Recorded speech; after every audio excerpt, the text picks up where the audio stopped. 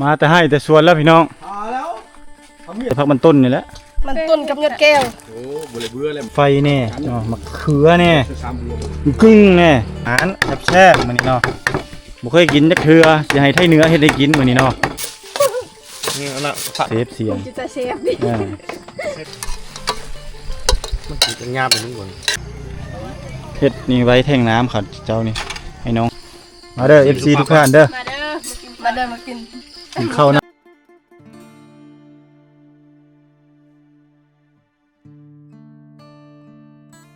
มาแล้วพี่น้อ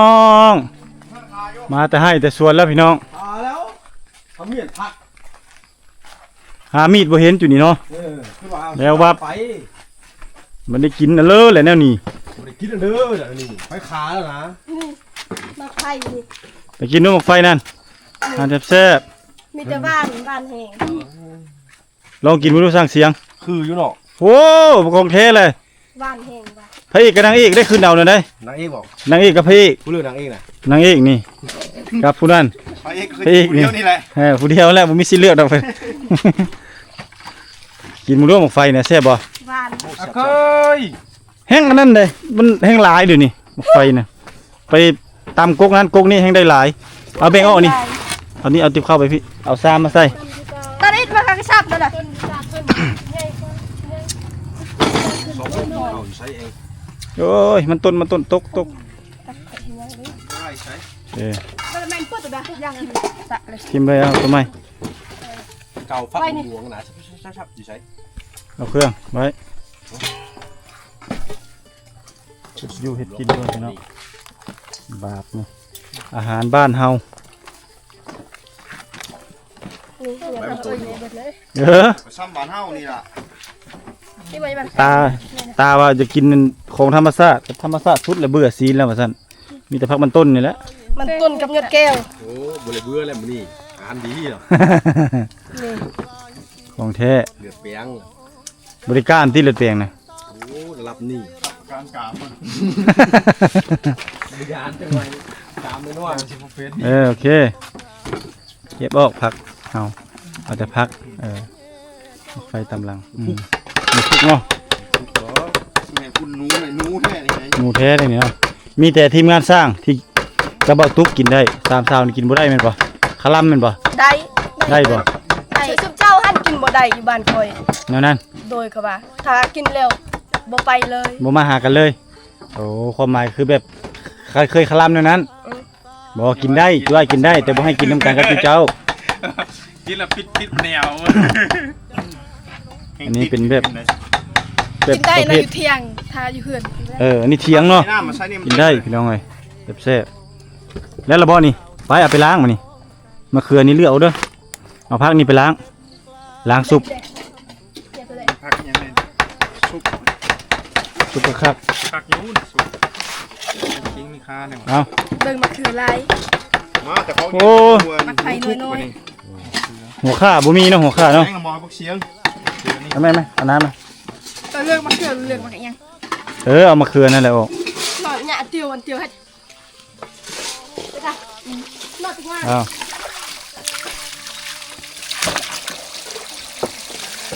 คู่เฮานี่นะอันนี้หอยนี่บ่เอาไปปล่อยซะเอาไปปล่อยซะว่าหอย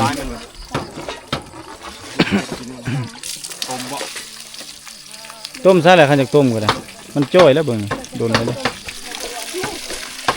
จะให้เด้อหรอเด็กหรอให้เราหรอ เอาไปนั่นพ่นเด้อเอาใส่นั่นแหละล้างหลายๆน้ำนะ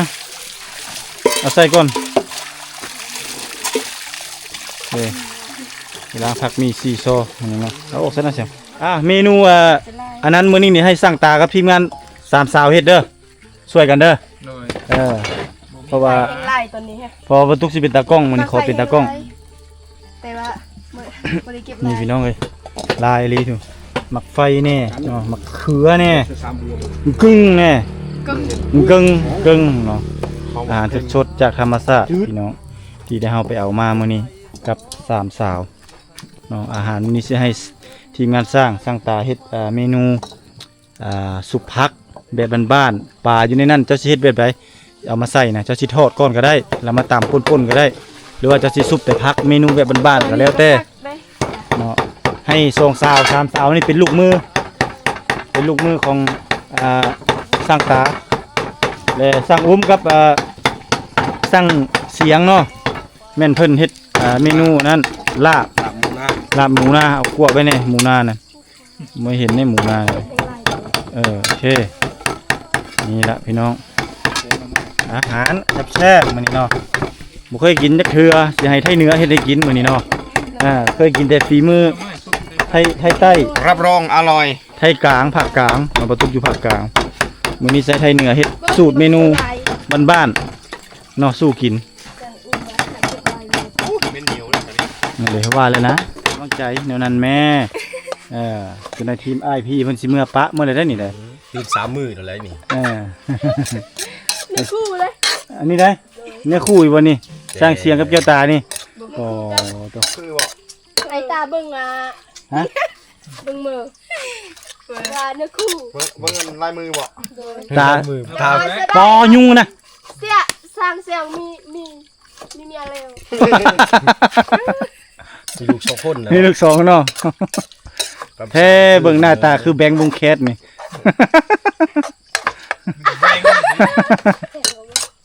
นี่มาคือแหวง ไม่ใช่คือบักอันอื่นเนาะ คือผ่านยืนคืนคนลงทางไปได้แล้วเนาะเอาน้ำไป เอาน้ำแก้วตาเอาน้ำไปใส่คุณไปผูอ่างผูไปเลย ใส่กระเทียมมาเนาะซุปใส่กระเทียมเนาะ ดึงทอดเลยไป มันมาก็ได้ เอา ปัดแล้วหัวจ้องละจ้องของเขาปลา ปลาที่ไหนใช่หรอทอดอันหรอ ไหน ปลาใส่สุผัก กระทอดก็ได้โบน้ำมันหมดไปจากทอดคั่วก็ได้ทำบ่ทอดบ่ได้ก็คั่วใส่มีแนวใส่มันจังแซ่บเนาะ ซุปผัก ผมด้วยช่วยกัน ใส่มะเขือยังแล้วนะ อย่าไปซีใส่ได้ฝาผนังนั้นได้เอาไปเลยได้ นี่อันน่ะผักในกระล่างใส่เชื่อมกัน อ๋อหมกเพชรที่ใส่มันนั่นบ่หมกเพชรของธรรมชาติพี่น้องเนาะ เจียงมันจะไข่รวมเกลือ แซ่บได้ไหนคันมีต้นประเดกให้คักเห็ดเจียวประเดกเนาะ จับผม ยอดเลยไปเลยตั้งสนิทเชียวเวลามึงต่ำมันจังบ่ดังลองกินฝีมือทีมงานสั่งบางมันอาหารอร่อยอุ้ยเนาะผมเคยกินก็ได้กินมื้อนี้แหละพี่น้องเลยลาบหมูนี่ อยู่เพื่อนไม่เคยกินเกลือลำมู บ่เคย เคยเนาะจะกินต้มนี่อ่ะ กินแต่ต้มมี่อยู่พี่ได้กินหลายอย่างอยู่พี่น้องอาหารบ้านเฮา เป็นลูกชั่วโมงนี่ ทีมงานสร้างเฮาเฮ็ดเต็มที่ตัวนี้สิหยังอบบ่โอ้สุดยอด โอ้ยามาพัดผิด ตัดเฟสบ่เจ็ดเอาไปไว้ซะนะบ่ได้กินแท้มื้อนี้ของดีมีหนอน สาเรือนเอาว่าเรือนล้างออกกินนี่เศร้าเลย ได้ดังได้ ขับแล้วกินใช้เศร้าเลยไม่เอาเนื้อ มาเบิ่งอัปเดตทางนี้นำเป็นจังได้3 สาวคักบ่งามบ่เท่าแต่นั้นเนาะ เลยมันมืด มันมืดมันบ่ สไตล์การขี่โฆษณาลง ลองเบิ่งบ่ว่ามันสิลงบ่ลงกดสอบบ่ แพงเลยก็เอาดีใส่ใหม่ ก็ต้องได้ใส่แหล้วห้องน้ำดอกหนึงเนาะทางนอกนี่ดอกหนึงนี่เป็น2 ดอก ทางนั้นทรงดอก ต้องได้ติดในห้องให้เจ้าก็คนละดอกนี่นะเด้คักเลยเนาะนี่เนาะสุดยอดพี่น้องเอ้ย ดอก ทีมงานสร้างเพิ่นดอกเบ็ดให้เนาะออกมางามลาย เคยเห็นงานปานเคยเห็นงานปานนี้ บ่เคยเห็นงามปานนี้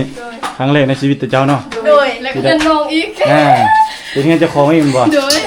แล้วก็บุญล้นทับอีกเนาะ โดย บ่ได้เสียเงินจักกี้ โดยเสียเงิน มีแต่ เฮ็ดตัวเอง มีแต่เหือแต่แห้งเนาะทุ่มเทจะได้ซ้ำนี้เนาะก็ถือว่ามาซ้ำนี้ก็ถือว่าบุญล้นทับ น้อง สา เฮ็ ม ดเรีย สาก ว ตัวเองน้อง บ่มีเลยหายากเลย หายาก ที่มีคนที่ใจบุญโดยเฉพาะพระอาจารย์เนาะเพิ่นเป็นหลวงตาเนาะเป็นหลวงตาแล้วเพิ่นมองเห็นเนาะ โดย คุณงามคนดีแล้วก็มองเห็นความขยันดูมั่นขยันเพียรของเจ้าจนเกิดเฮ็ดให้มีเฮือนหลังนี้ขึ้นมาเนาะ นี่ให้เพิ่นตั้งให้ว่าเพิ่นสิตั้งชื่อจังใดชื่อบ้านให้เจ้านี่ สิตั้ง เนาะให้หลวงตาตั้งให้บ่ ให้หลวงตาตั้ง ให้หลวงตาตั้งให้เนาะ โดยให้หลวงตาตั้งให้ลูก ว่า หลานตั้งเป็น ว่าเฮือนหลังนี้สิชื่อเฮือนว่าจังใดเนาะเดี๋ยวให้หลวงตาเป็นผู้ตั้งมื้อนี้ทีมงานสร้างก็สินี่เกียมนี่แหละนี่โบกซากนี่เนาะให้บ้านสามสาวเสร็จสิ้นแล้วสิออกมาเป็นรูปแบบใดถ้าเบิ่งนํกันเนาะแต่ซับนี้ก็ยังฮู้แล้วว่างามพี่น้องนี่ประเทศนี้ก็สูงระดับตัวนี้เนาะคนพระเข้าไปก็บ่เป็นหยังเนาะละเอียดจบงามเนาะมีประตู2ชั้นประตูตัวนี้แล้วก็ประตูทางด้านในบ่ญาติเนาะ โดย ใส่ล็อกใส่กลอนดีๆเนาะล็อกลุ่มล็อกเทิงสบายตามสาวเอ้ยหายากแล้วเนาะเงินงามป่านนี้เนาะ ไปเฮ็ดอาหารของสัตว์ มาเด็ดพักช่วยสร้างตามานี่ผู้หนึ่งไปยืนให้กำลังใจสร้างอุ้มจับนั่นจับนี่ช่วยสร้างอุ้มไปเจ้านั่นถูกต้องแล้วนางเอกกับพี่ตามนี่ตามเอาพักบัวยังบ่ หัวผักบัวยังเอ้ยหัวผักบัวคือหัวกระเทียมเต็มอยู่ คือเมียมันออกยาง เอาล้างก่อนเพื่อนเฮ็ดก่อนแล้วจังล้าง คนนี้ที่หมอ ทิ่มตัวนี้ เทียมบ่เอาแต่พักบัว เด็กแก่ เอาหัวจังหัว หัวใหญ่ว่า2หัว เอา2หัว มาเพิ่มเนาะ นี่พี่น้องคือความผูกพันดีๆความน่ารักความผูกพันดีๆที่เรามีต่อกันกับทีมงานซึ่งว่าเป็นทีมงานอายุกับ ฝากกัน ราวๆมีแต่บ่อตุกกับสร้างอุ้มสร้างเสียงอายุหลายกว่าหมู่ไกนั่นก็ถือว่า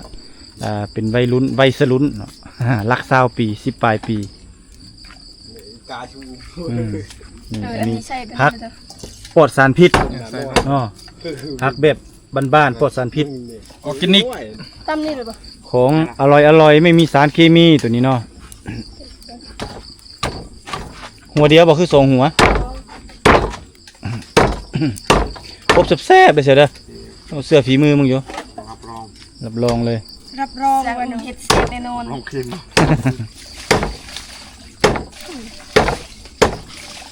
อาหารอร่อยวันนี้มาแล้วบรรยากาศคอยค่ำลงแรงก็อาจสีมืดๆนิดนึงพี่น้องเจ้าหน่อยจะให้เพิ่นไต่ไฟให้สว่างส่องใสเลย งามเลยสักตาได้ที่ได้นะ ยังคือเก่า ยังงามคือเก่าเนาะ ยังคือเก่า เสพตาด้วยเนาะอันนั้นเนาะต้องหอมนะเวลาซอยนะ ถ้าคอยนะน้ำตาไหลเลย น้ำตาไหลป่ะ อมน้ำใช่ครับบัง อมน้ำได้ละซอย ซอย โอ้พอดีละปูดใส่นั้น มันนี่ยังบ่เมื่ออีก ฮะ มันนี่บ่เมื่อ เมื่อใส่ ตายนี้โอ้บริเมื่อแล้วทีมงานสร้างเฮ็ดอาหารดีๆนี่สิให้เบาตุกเมื่อเบาตุกบ่เมื่อแหละมื้อ เลื นี้ อกอะไรเป็นยังเนาะ โอ้ได้แล้วมื้อนี้ขนาดน้ำมดนี่ก็ยังยอมบ่เมื่อนะยอมกินน้ำสร้างน้ำกันนี่แหละบ่ยอมเมื่อพี่น้องมื้อนี้อาหารแซ่บเดี๋ยวเจ้าน้อยเบาตุกสิออกไปอัพคลิปเด้นี่กินข้าวกินน้ำแล้วนี่อาบน้ำอาบในแล้วสิออกไปอัพคลิปอยู่ปู้นแหละไปเนาะเจ้าเนาะไปอัพคลิปอีกเนาะบ่ได้เด้เพราะว่าคลิปเรือแต่คลิปเดียวพี่น้องเรือคลิปเดียวลงมื้ออื่นตอนเที่ยงแล้วก็ตอนแรงบ่มีคลิปต้องได้ออกไปอัพคลิปนี่แหละสาเหตุที่ว่าลงคลิปช้าอันหนึ่งอันสองก็บ่ได้สู้ตอบคอมเมนต์ FC เนื่องจากว่าอยู่บนบ่ตุกอยู่นี่บ่มีสัญญาณอยู่นี่เนาะ สัญญาณนี่ โอ้ มีก็ต้องนอกๆพุ่นเนาะต้องไปยืนให้ยุงกัดเนาะให้เลือดลงแข้งอยู่ผู้ฝากทางฝากผลย่านรถต่ำก็พอพูดกลางค่ำกลางคืนก็เลยว่าต้องได้ไปอัพคลิปดนๆเนาะต้องได้ไป อันนี้สิจัก ล้างใช่ไหมเนี่ยสุภาพนี่ สักตา ล้างไหม อย่าหัวขอบใจคอย ล้างเลย แล้ว เฮ็ดนักก็ล้างได้ พ่อแล้วนะสำนีไล่เลยผักไอ้ไหนจะสิต้มบ่ สุภ เปียง าพสมมติ ซุปมันเลย มันกระเทินแล้วป้าไว้กับมันก็สิเป็นอุ้ยไผกินได้เมนูนี้ได้มันต้องบาดเดียวเลยลวกกับเจียวกับเสพนะ มันจะยอมมันดังเนาะ เปิดไฟได้ไหม ไล่เลยเสียแล้ว เปิดรถมันมืด นี่ยังไล่ พอรถตัวใดมันนั่นนะฮะ อยากได้เงินตัวนี้เขามีเงินเขาไปซื้อ เดี๋ยวนี้แม่ มาซาพี่นะซาไปซาไปหมกไฟมืด บ้านเจ้ากิน โทษอันนั้นโทษ power bank บ้านเธอกินก็กันนะ โทษ power bank เนาะแล้วก็เอาโทรศัพท์มันมาเสียบพี่ เฮ็ดต้มหวานกับแซ่บเลย ถอดออกจากหัวมันจากอันนั้นมันจะบ่ดูดไฟคืน ตัวมันเจ็บ ไปนั่นแหละโอเคในเรื่องโอ้ยจะเสพเลยเนาะเมนูวันนี้อาหารวันนี้ ชิมเม้นเนี่ย เม้นห้อยน่ะ ต้ม มันตายเมื่อเราประจับเนี่ย โอ้ยฟูข้างล่างเลยบ่เป็นตะกินเลยนะมันจ้อยลายมือแล้ว เนี่ย หอยกรอกรอ สร้างเสียงจัดไปโอ้ใส่ผักเพลมันบ่ ใช้มือแล้ว ถึกบ่สูตรมันใส่ผักเพลนี่ เอาใส่ผัก ถึกเนาะ เฮ้ย โอ้ได้เรื่องแล้วสินะนั่นแหละจังหวะเอามานั่นก็เรือสร้างมานั้นกินกับอันหยังวะจามบินเขาจะเอาผักเพลให้โอ้งามคักอะไรวะเลยเอามา ก็ยังผักแก้ว ผักเพลได้ให้เบิ่งในใบหนึ่งหูบ่ผักเพลอันนี้แหละผักเพลฮะ ส้มไส้ ส้มไส้ส้มไส้ ผสมไส้ ผสมแซ่ก ผสมไส้ ผสมแซ่กอู้เนาะภาษาตัวนี่เนาะ บ่มาเจ็บหัว เจ็บสิ พวกเจ้าเด้อ ผักเพล หอมแต้ว หอมแต้ว จ้าโดยแปลว่า เขา บ่แม่น จ้าเฮง จ่าเฮง ไม่ได้จ่าเฮง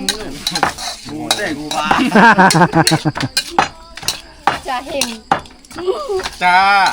จ่าคือกันเนาะ เต้บา จ่าเฮงน้อยดอกกินนั่น งอยดา ไม่ได้ จะโดยงอยดา เมาละพวงเนี่ยมวยดอก ไม่ได้ เมาละพวง ใช่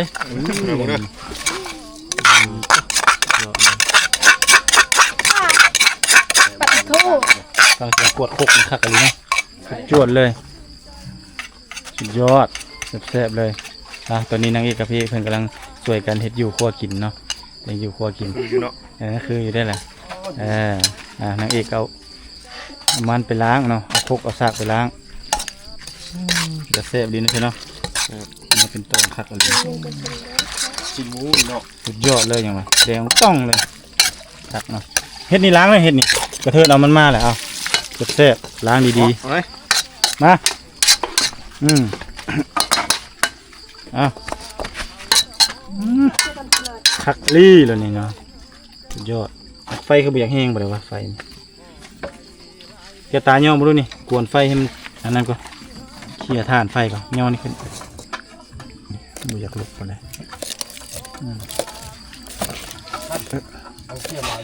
โอเคละได้ละมีเรื่องบาทนี่ มันลวกผัก นั่งให้กำลังใจทีมงานสร้าง ใบคือมันเผ็ดดี มาเฟดดีป่ะ นี่ทงเลย เดี๋ยวพวกนี้เนาะ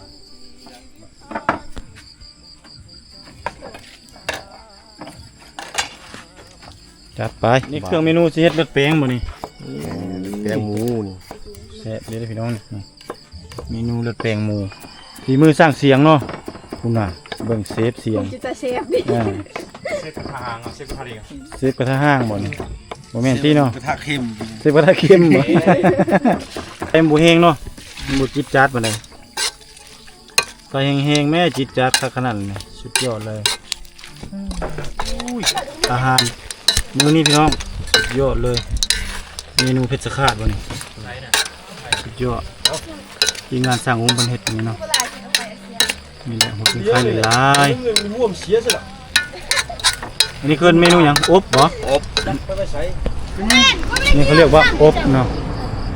ยังไปสาย ไปใส่ ไปสายนี่พอเท่าเจ้าเอามือซากอยู่ในบ้านบ่ ของเฮากับมีดนี่ คอยดิ เอานี่ก็ได้นี่เอาโอเคนี่แหละไปสายของเทียน เอาลูกมาเชี่ยว เพิ่นกำลังยามอยู่พี่น้องและเมนูต่อไปก็สิเป็นเมนูตัวนี้ มันอย่างนี้ ลวกผักเราใช้เลือดแป้งเป็นอยู่บ่แหละดีๆได้คุยไว้เยอะแล้ว ช่องซ้ำหอมเป็นงวดเนาะ เสร็จนะ มันติดยังยาไปนิดเบิ่ง ต้องอบโดนๆเอาน้ำใส่แล้วอบโดนๆจังหน่อย แห้ง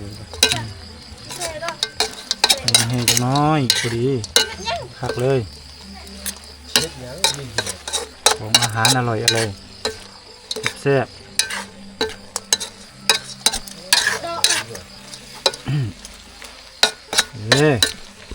อยากกินของแซ่บต้องอดทน ใส่เวลา ต้องใช้เวลา นี่เลือดเนาะ พี่น้อง มันเนี่ยมันอยู่แล้ว บ้านเราก็ใกล้สิเสร็จแล้วบ่ต้องญาติพี่น้องเนาะ ไม่ได้ด คั อก กลายคักลาย ไม่ได้ดอกอุ้ยพูดได้เอา นี่ทางด้านในมืดเนาะแต่เฮาแยงไฟเอานี่ล่ะมาติดดอกไฟที่นี่มันก็สิงานเตียงสว่างหมดแล้วนี่โอ้ส่องมากลางคืนนี่งามมาดิสิได้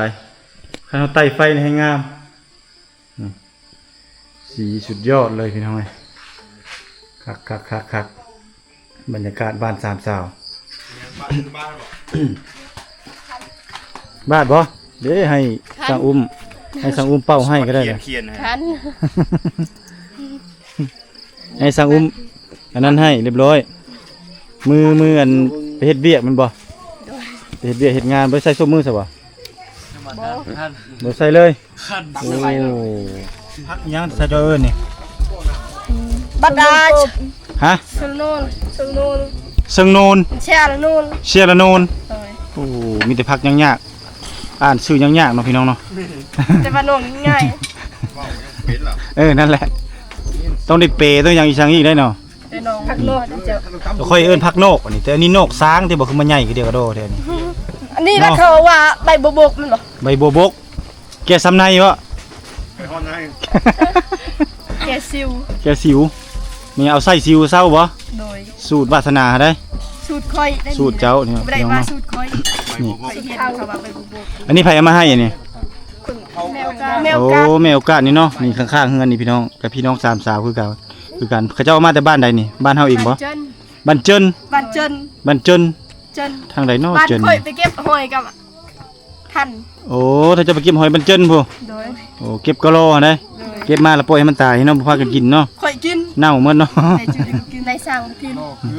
ค่อยกินแล้ว กะโลละเกลือเนาะเฮาเนาะหนาทีกะโลรัวอันนี้เพิ่นกะโลเพิ่นหอยได้ทางนี้ได้เนาะมันต่างกันพี่น้องอันนี้มีแต่เครื่องป่าของดงทั้งนั้นพี่น้องอาหารบ้านเฮามื้อนี้เนาะจัดไปเลยทีมงานสามสาวกำลังพากัน กรอบอย ซ้อมพักนี่มันจะขมๆนิดนึงแม่นบ่ โดยถ้าต้มเร็ว บางคนก็เจ้าก็อันนั้นเด้ปั้นพักนอกเด้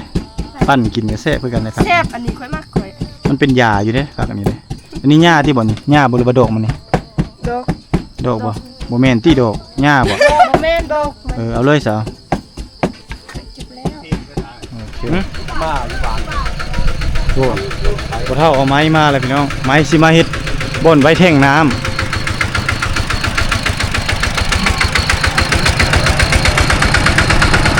โอ้จะเอาไม้มาบ่หมดเลยฮะแกนเข่งบ่ไม่เข่งบ่มาหยังนี่โอ้คักอยู่เนาะ4 ลำโอ้พอดีสำนี้เนาะเสียงเนาะเฮ็ดนี่ไว้แท่งน้ำครับเจ้านี่ให้น้องให้นุ่งหาทีมงานสร้างเฮ็ดให้เลยได้นี่ได้เจ้าบ่เป็นผู้เลื่อยนี่ ยาตัดเอาอีกฮะตัดเอาอีก คำมันยาวตัดออกนี่เต็งผู้เลยนั่นแหละบ่ให้มันทับยางบ่เท่าดึงไปอีกเสียงดึงไปทับเป่าโลดผลงานของบ่เท่าอันนี้นะโอ้คักเอ้ยไม้นี่คักลายเยอะเลยอย่าเอ้ยเอาแก้วตาเอาบ่วงน้อยๆมาดูซ้อนกลางน้อยๆมาสิดาซิมรสชาตินี่ลองดูลองเบิ่งรสชาติเป็นยังไง แซ่บ เสร็จแล้วเนาะ โดย โอเคพอดีเนาะมีแต่เรา กวบปลาไว้รอท่าจังหวะให้มันอันนั้นก่อนให้มันอ่อนๆก่อนให้หนังมันอ่อนก่อนกินนี่ยังเจียวนะบ่แซ่บบ่ เจียวขี้ข้า เจียวขี้ข้านมันนะ แรง ว้า แปลกใช่ไหม ตัว แปลกตอนแปลกงับ มีแปลกต้นนี้เนาะอันนี้เขาเรียกว่าเมี่ยงไทยเหนือเขาเจ้ากินนี่ไม่ได้เมี่ยงไทยเหนือเลยเขาเจ้าถ้าบ่มีแนวกินนี่ก็เอาเจียวนี่จ้ำกินกับข้าวแต่เจ้านี่จ้ำกินกับข้าวกับกินเจียวของเพชรเลือกตัวใด มืดว่ะ ตัวนี้กับเอาตัวนี้บ่ โดย เจียวของเพชรเด็ดบ่แซ่บบ่ โบโฆษณา กินดุกินตลอดเลยเนาะ เมื่อเตี้ยวรักไม่เยอะทั้งหมด อีหยัง เตี้ยวรักแต่ทั้งหมด บ่เพชร ตัวไม่ดอกอะไรเบิดเอา อีหยังเจียวรัง เตี้ยวรักเผ็ดหาง เพชรห้าวมันเดี๋ยวบ่จะ ตัวอ่อนๆนี่อย่าไปกินตัวแก่ๆน่ะ ข้าแขว โอเคจัดไปแซ่บบ่หึในมันโอกบ่มันแก่บ่ โบ บ่แม่นเนาะเอาหมักไผหมักมัน บ่ เอากินเลยแหละสั่งอุ้มพากินอุ้ยเมนูมื้อนี้เนาะคือพิลึก เกือบบุกคุก กิโลแท้นี่ของแท้เลยพี่น้องทั้งโทษไข่ทั้ง แดงกับพ่อแม่ ลาบเลือดเป่งครบสุดเลย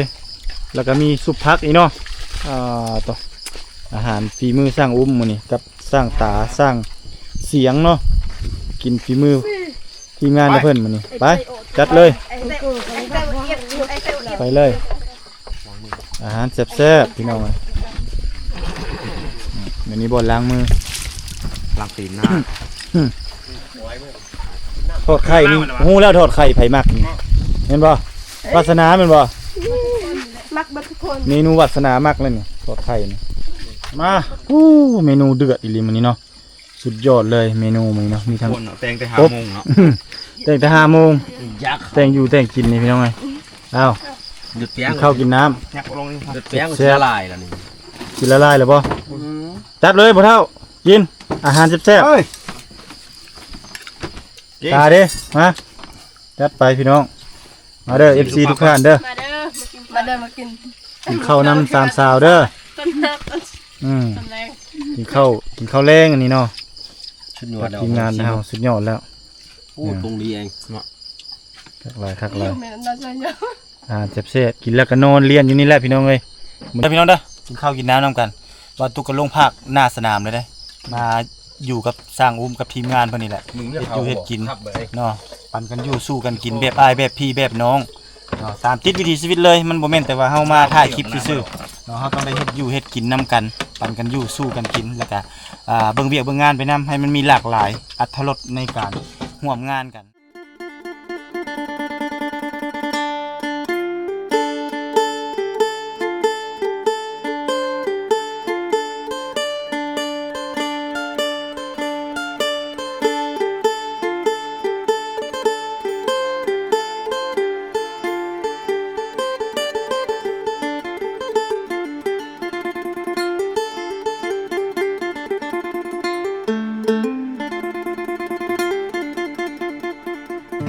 ไอหอบความช้ำมา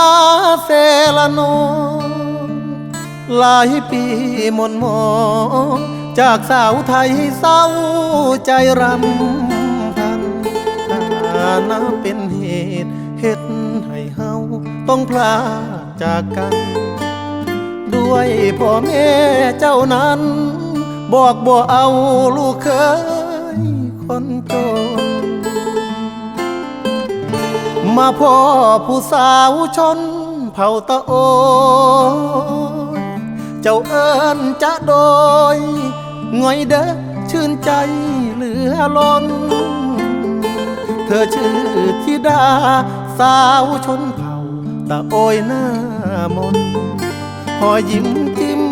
ใจอ้ายล้นเหมือนนิมนต์มาจนละเมอ สาวเซละนองบ่าวไทยสองใจพันผูกความเจ็บกลายเป็นความสุข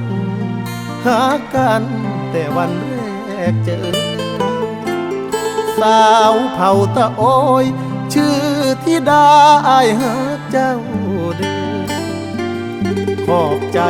หลายเด้อ คนดีที่หาพักอาย ขอฝากชีวิตไว้เสละนอทุกความหม่นหมองฝากเธอช่วยเป็นยาใจ ขอบคุณความเจ็บที่นำพามาพบสามใบ จากนี้ทั้งชีวิตอายมอบให้เจ้าสาว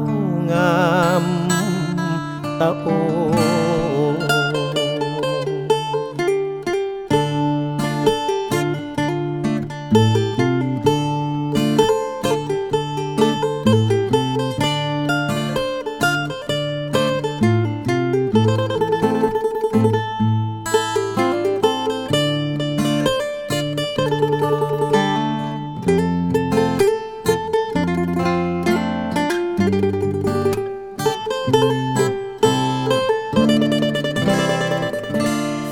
เอาเสละน้อง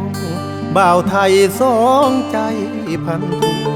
ความเจ็บกลายเป็นความสุขหากันแต่วันแรกเจอ